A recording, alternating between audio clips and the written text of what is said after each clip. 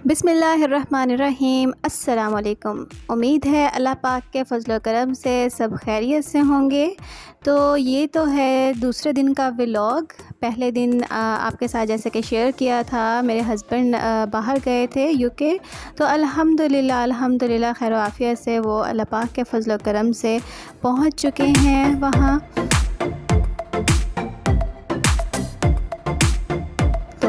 सुबह सुबह मैं उठी और बच्चों के लिए पहले तो नाश्ता बनाने से पहले मैंने मंगा लिए चावल चने। बहुत ही मज़े के होते हैं यहाँ पे, ऑयल फ्री चावल चने बहुत ही लजीज होते हैं। वो मंगाए, उसके बाद मैंने तैयार किया नाश्ता और छोटी फ़ातिमा के लिए मैंने बनाई कलर्ड सेवइयाँ।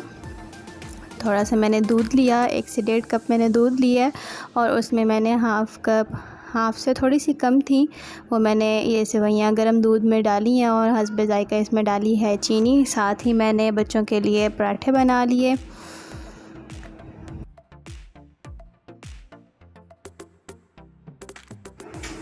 और साथ साथ ही सेवइयाँ भी दूसरे उस पे चूल्हे पे बन रही थी।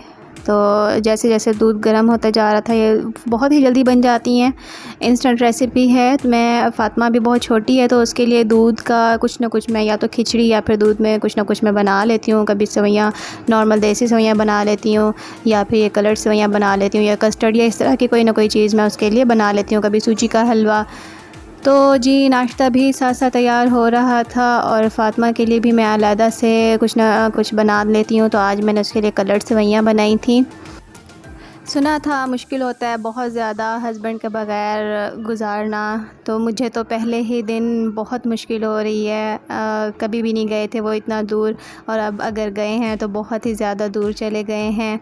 खैर अल्लाह ताला उनको अपनी अमान में रखे और उन्हें ढेरों कामयाबियाँ अता करे। मियाँ बीवी का वो वाहिद रिश्ता है, ये रिश्ता ही ऐसा है जो आखिरी दम तक एक दूसरे का साथ निभाता है। बाकी तो सारे रिश्ते साथ छोड़ जाते हैं, लेकिन एक मुखलिस बीवी और शोहर एक दूसरे का साथ कभी नहीं छोड़ते। अल्लाह पाक हर मियाँ बीवी के दरमियान ऐसे मुखलिस मोहब्बत डाले, आमीन। लेकिन मुझे इन सब चीज़ों से ये अंदाज़ा हुआ है, वाकई ये जो मुहावरात होते हैं, जो बड़े ये बोलते हैं, वाकई वो बातें हमें उस वक्त तो समझ नहीं आ रही होती हैं, लेकिन वक्त के साथ साथ हमें इन चीज़ों का अंदाज़ा हो जाता है। अगर सब कुछ फ़ौरन मिलने लगे और हूबहू वैसा ही मिलने लग जाए जैसा कि हम चाहते हैं, हमने ख्वाहिश की हो, हमने दुआ की हो, बिल्कुल वैसा का वैसा मिल जाए, तो हमें कैसे पता चलेगा कि जो चीज़ अल्लाह से मांग कर और अल्लाह को मना कर मिलेगी, इस चीज़ का मज़ा बिन मांगे मिल जाने जैसा नहीं होता। तो हमें अल्लाह पाक से दुआ करनी चाहिए हर चीज़ के लिए, हर बेहतरी के लिए।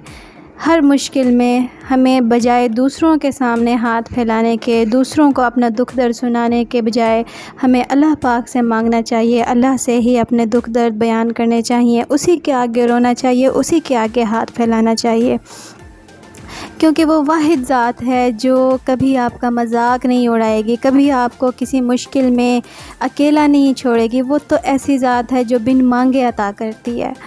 अगर हम दूसरे लोगों के सामने किसी भी करीबी के सामने अपना दुख उसको सुनाएंगे, तो बस एक ऐसा वक्त आ जाता है कि वो किसी भी वक्त कोई भी ऐसा टाइम आ जाएगा कि आपकी किसी न किसी बात का मजाक उड़ा दिया जाएगा या आपको कमज़ोर समझा जाएगा। तो ऐसे मुश्किल वक्त में सिर्फ़ अल्लाह की रस्सी को मज़बूती से थामे रखना चाहिए। तो यहाँ मैं साथ साथ अपना नाश्ता भी बना रही थी, बच्चों के लिए भी चीज़ें तैयार हो गई थी। फ़ातिमा के लिए मैंने कलर्ड सेवइयाँ तैयार कर ली थी। इसका फ्लेवर बहुत ही मज़े का होता है और बहुत ही आराम से और बहुत जल्दी बन जाती है, 2 मिनट के अंदर ही ये बन गई थी। दूध को पहले मैंने बॉईल कर लिया था और थोड़ी सी मैंने इसमें चीनी डाली है टेस्ट के मुताबिक। मैंने पहले जब मैं उसको दूध देना शुरू किया था, ऊपर का दूध देना शुरू किया था फ़ातिमा को, तो मैं और बच्चों के साथ भी मैंने इसी तरह किया था। मैं चीनी नहीं डालती थी, मैं बिल्कुल फीका देती थी। तो मैंने फ़ातिमा के साथ भी इसी तरह ही किया, वो फीका ही लेती थी। ये चने हैं जनाब, चने यहाँ के ऑयल फ्री चने हैं, बहुत ही मज़े के होते हैं यहाँ मुल्तान के चने। वो मैंने मंगवा लिए थे, साथ ही दूध भी मैंने सोचा बॉईल कर लूँ।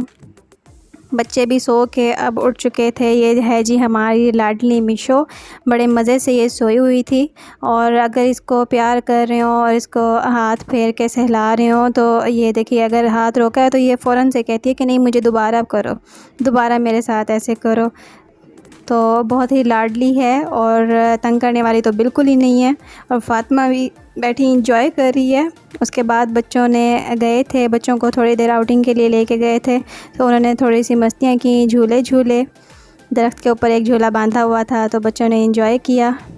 तो बाद में मैंने थोड़े फ्री टाइम में सोचा कि कुछ एक्स्ट्रा होना चाहिए। तो हानिया की एक शर्ट थी जो रेडीमेड मिली थी, लेकिन उसको लूज़ थी, तो इसकी स्टिचिंग फिर दोबारा से इसको कट करके मैंने दोबारा इसकी स्टिचिंग की है।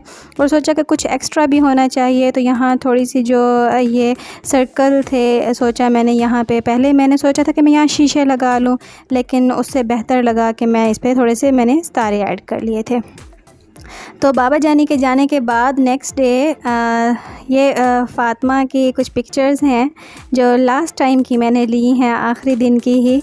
तो क्योंकि हम उसकी कराने जा रहे थे टिंड, इसके बाल हमने कटवा दिए थे। बाल बहुत ज़्यादा पतले थे, बहुत ज़्यादा पतले थे कि मतलब अगर खुले होते थे तो इतना फ़ील नहीं होता था, लेकिन जैसे ही मैं इसकी पोनी बनाती थी या कोई भी हेयर स्टाइल बनाती थी तो सर की जो स्किन है वो नज़र आना शुरू हो जाती थी।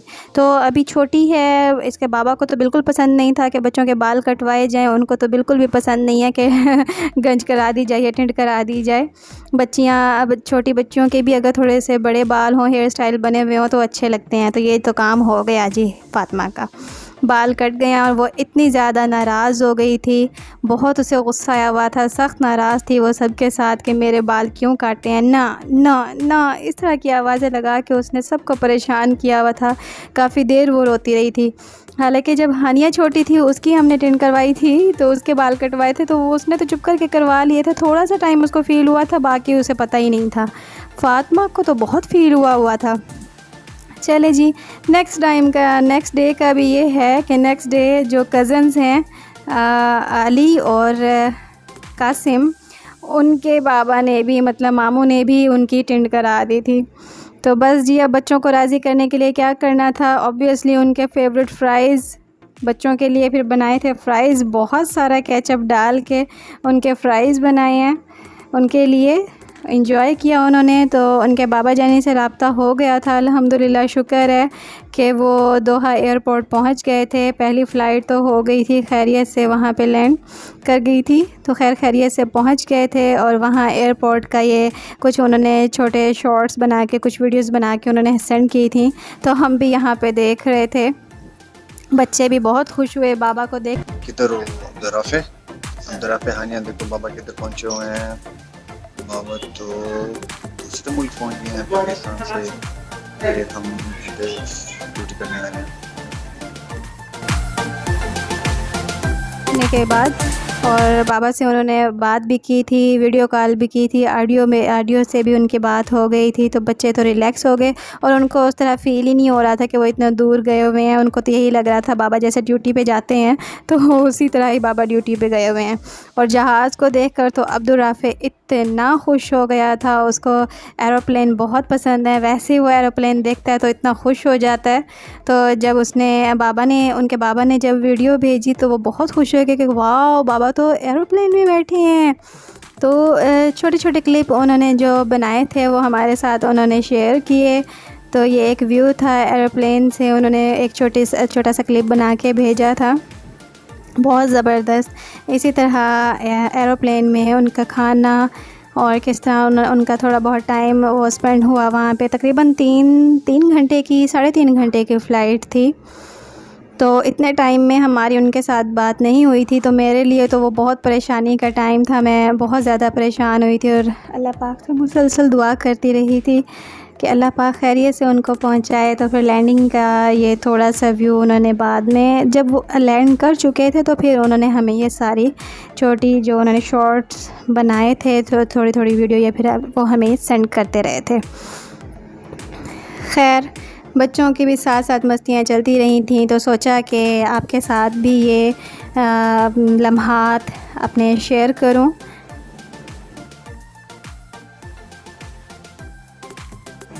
तो यहाँ जनाब यूके पहुँचने के बाद ये जो उनका हॉस्टल था उसका एक छोटा सा व्यू है, वहाँ वो पहुँचे हैं और रूम उन्होंने अपना दिखाया है।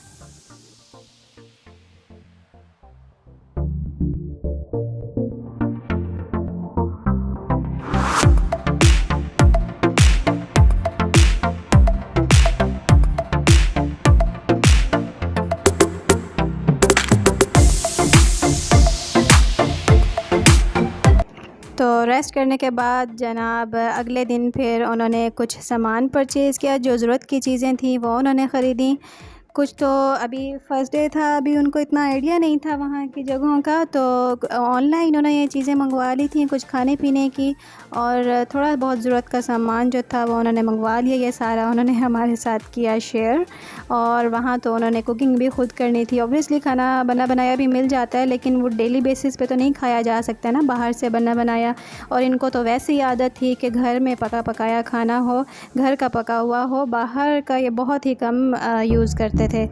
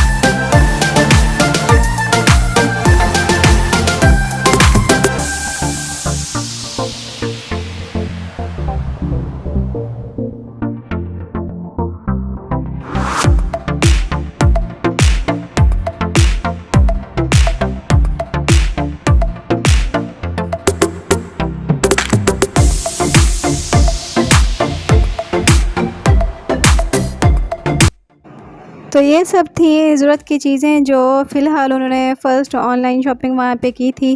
ज़रूरत की चीज़ें मंगवाई थी और अब बनाना पड़ेगा उनको खाना भी ख़ुद। तो उन्होंने अपनी फ़र्स्ट कुकिंग भी हमारे साथ शेयर की है। तो ब्रोस्ट बनाया था उन्होंने, जो बकौल उनके बहुत मज़े का बना था। लेकिन इनमें सिर्फ़ अकेला उनका हाथ भी नहीं है, साथ साथ मैंने भी हेल्प की थी। और ये कैबिनेट हैं जो वहाँ बाकी लोगों के भी हैं, इन्होंने भी अपना सामान फिर जो था वो अपने कैबिनेट में रख दिया।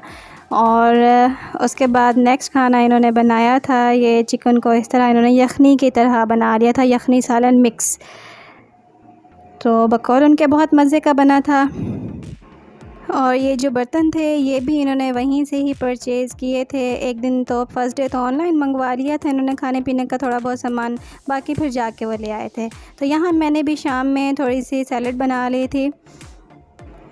ये था जी आपके साथ एक छोटा सा व्लॉग आपके साथ शेयर किया है। अगर आपको पसंद आए तो कमेंट में ज़रूर आप बताइएगा, और नेक्स्ट व्लॉग कैसे होने चाहिए वो भी मुझे ज़रूर बताइएगा। मेरे चैनल को कीजिएगा सब्सक्राइब और शेयर, और हर वीडियो को लाइक कीजिएगा। अल्लाह हाफ़िज़।